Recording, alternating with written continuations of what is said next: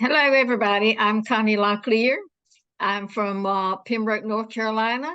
That's in Robeson County. I am a farmer, co-owner of New Ground Farm.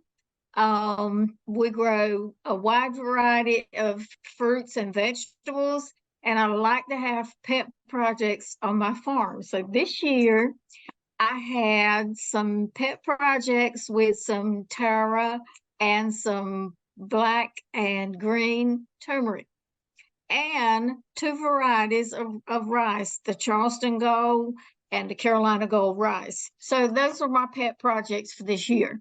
So on to Good afternoon. My name is Millard Locklear. I'm the other co-owner of the New Ground Farms. This is my ancestor homeland. We've been here, me and her, we're the sixth generations, and it's been in my family for all that time. And we're carrying it on and working on local solid food networks.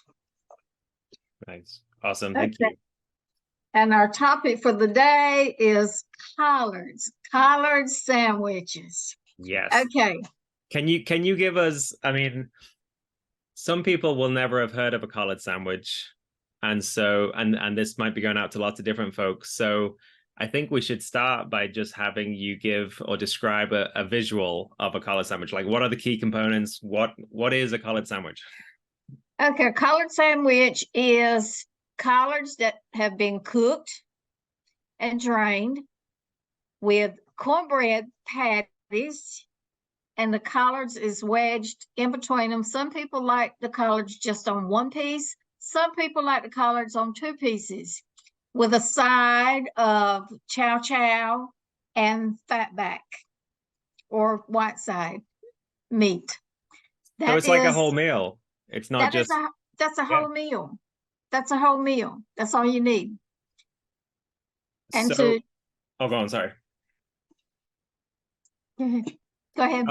Well, I wanted to ask if it feels like it's a very regional kind of thing, and I've heard it tied specifically to the Lumbee Nation. Can you speak a little bit about its origins and its significance to your region of North Carolina? Well, when I was growing up as a child, we had collards like that. Yeah. So it's just been something that was handed down from one generation to the next and to the next. Mama cooked the collards, she fried the cornbread, you put your collards on your cornbread, and you have fatback or white side or strickling, and that was your meal. So we've evolved and we're still bringing it on through to the next generations, future generations, and probably in the last 5 or 6 years, like regional powwows and things like that, people have come in and they're preparing collard sandwiches, collard wraps, collard sandwiches, tortilla sheets, and you know, that it's like the Indian taco. That's the burning thing right now with the powwows and Lumbee homecoming and things like that. That's the burning thing. Everybody's got to have a collard sandwich. And I'm no different. Even though I fix my own powwows, Lumbee homecoming, I'm going to get a collard sandwich that somebody else has fixed. And I do it quite often at home, especially during the collard season. Awesome. I do the collard sandwiches, the collard wraps. I do a dish that my mother used to cook. She would do, it was a one-pot dish. She would put her collards in the pot. She would cook them for a few minutes. She would make cornbread dumplings and lay it on top. She would fry her sausage and put it in the collards. So that was a whole meal. That was a one-pot meal. That sounds like a delicious one-pot meal. Now, when you talk about the collard wraps versus the collard sandwich, are you're doing a raw leaf for the collard wrap? I'm doing. I usually use the flour tortillas, the big flour tortillas. I cook my collards. I put my bacon grease in it, just a pinch of cayenne pepper to season my collards. I drain them, lay them in the wrap, and roll it up just like a burrito. Because And I've then, come across some folks that actually use the leaf as the tortilla. yeah, Have you tried that? you probably could, but sometimes I'll place sausage in the wrap, and that's a complete meal. And then I deep fry it. Oh, wow. So the flour tortilla is crispy, and then I put the pepper jelly. I put pepper jelly on that. Now collard sandwiches, I'll use chow chow. What's in your chow chow? And then chow chow is cabbage, onions, tomatoes, bell pepper, different spices and seasons, turmeric, mustard seeds, different spices like that, sugar and vinegar. Wow. And what you do, you chop up all your vegetable ingredients real fine.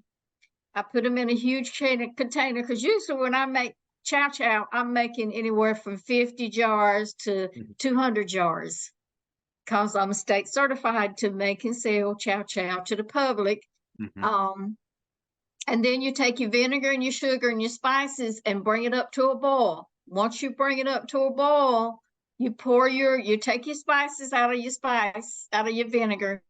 You pour your vinegar and sugar solution into your vegetables and stir them till it cools. Jar it, process it 5 to 10 minutes in a cool water bath, and you've got chow chow for the year.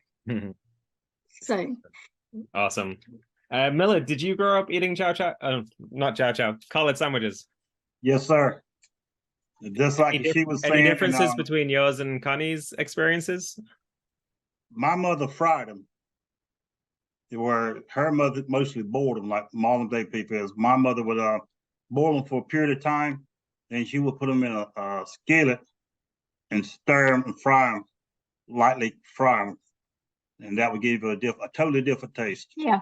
And she used more of the stem than what Connie did. Her would have a lot more stem in it, so you got more fiber and juice in it. But mine was fried, and so I got to let you try that one time we're down together. Yeah. And it's sounding like collard sandwiches are like they're kind of like a go-to meal. It's not like for a special occasion or a Sunday dinner or anything like that. It's just like, I want to eat something good, I'm going to have a collard sandwich, right? Yeah, absolutely. That's the basic foods. That would be something like on your Saturdays, short meals that you can prepare and carry with you. Because you can cook that up in less than an hour. I mean, you've got supper.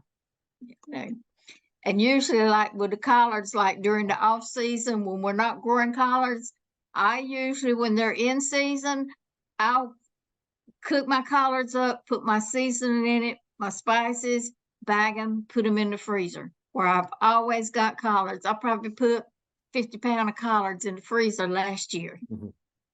So with your chow chow and your frozen collards, you can have your sandwiches year round.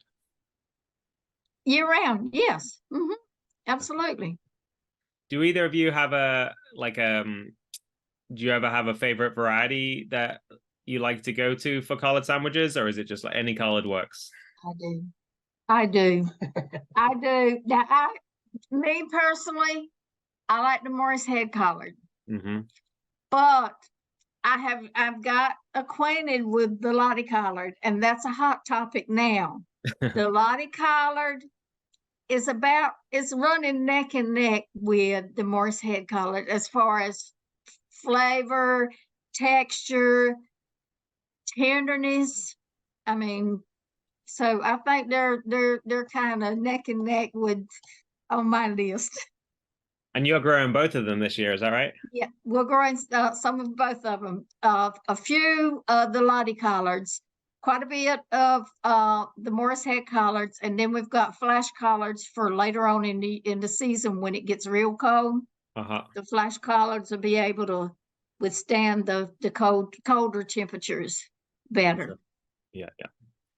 I definitely need to try collard sandwich now. Do either of you have family recipes? Or are you just it's pretty straightforward, right? You just throwing together the collards and putting on some cornbread. Yeah. And usually when I do my cornbread, I like my basic recipe is like maybe a cup of cornmeal to 1/4 of a cup of flour. That way you've got something to hold that cornmeal together. Mhm. No milk, no eggs, just a little bit of salt and water. That's because you want sort of larger patties when you're doing your 4 or 5 inches. collard sandwiches. So is your cornbread recipe for collard sandwiches different to normal cornbread? Because No, I've always mm-mm. put eggs in cornbread. But Normally I make my cornbread if we're eating anything else the same way as I make it for my collard sandwiches. Our collard sandwiches might be bigger in diameter, but it's a little bit thinner. But it ain't a different. You just add more water to it, so it's more liquidy. It's spread out thinner. Mhm.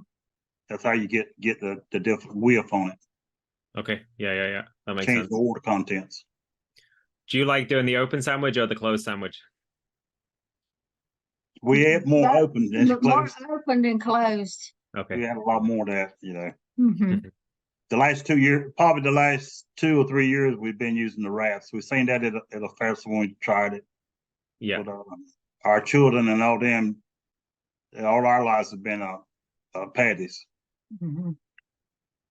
Wow. Okay. Well, I definitely need to try the fried ones when I come down, and I'm gonna make myself some collard sandwiches. I think I'm gonna do it next week because it's collard week, and I kind of feel like after this conversation, I have to. I got a whole bunch of corn in, and I've been loving making cornbread recently. And then the collards are just up to size now up here in Western North Carolina, so I'm going to be able to go out and harvest a whole bunch and start really digging into it. So I'll send you a photograph, and you can tell me how well I did. Do that. Yeah. You got chow chow to go with it. I don't have any chow chow, but I guess I could whip up a batch. I've got to have chow chow. That's a core component. Yeah. Well, What it you- just makes it better. Okay, well, I got to do it then. Okay, chow You use chow your chow. I will sauerkraut. make happen. You're using the sauerkraut, so go ahead and use that. That's just a 1-2 step difference. Okay, I do have a lot of sauerkraut, and I got some. Is it crossing too many cultural boundaries if I put kimchi on it? Can you do a spicy You probably could. collard I sandwich? mean, whatever suits your taste, suits your palate. I mean, go for it. Because everybody don't cook collards the same way either. That's true. That's true. I have the freedom to experiment. I appreciate that. Yes. Okay, well, thank you so much